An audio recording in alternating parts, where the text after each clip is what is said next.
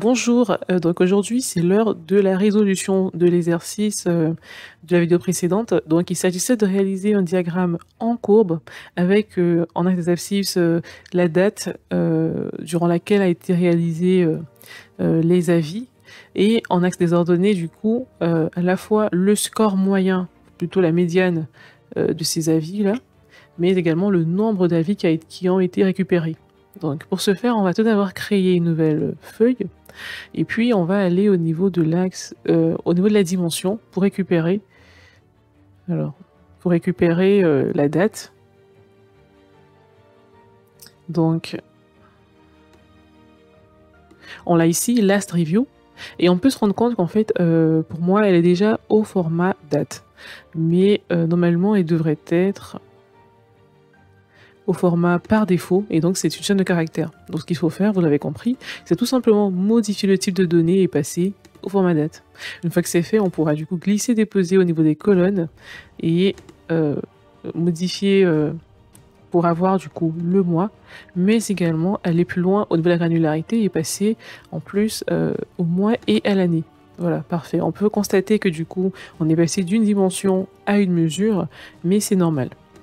Ensuite, qu'est-ce qu'on va faire? On va aller chercher nos mesures. Donc on a besoin de deux mesures. Tout d'abord le number of review qu'on va déposer là, mais également le review score value qu'on va déposer juste à côté. Parfait. Donc par défaut, on voit bien que Tableau nous a octroyé un diagramme en courbe, mais plutôt deux diagrammes en courbe.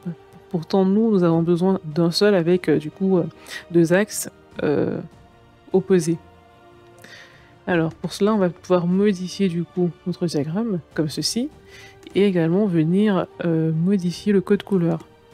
Donc on va passer au lieu du rose au jaune.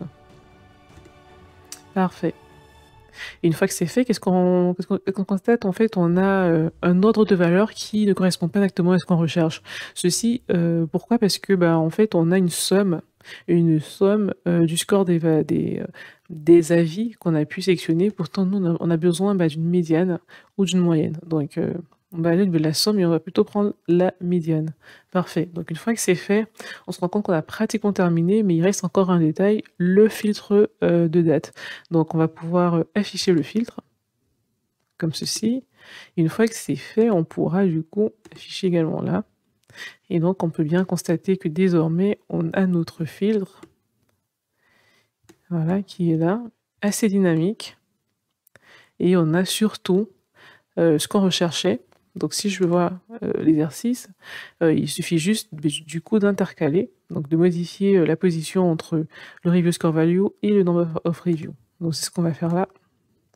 On modifie et c'est parfait, on a exactement ce qu'on recherchait dans la modélisation de l'exercice. Donc voilà, rendez-vous au prochain exercice pour aller plus loin au niveau de la modélisation de ce diagramme en courbe.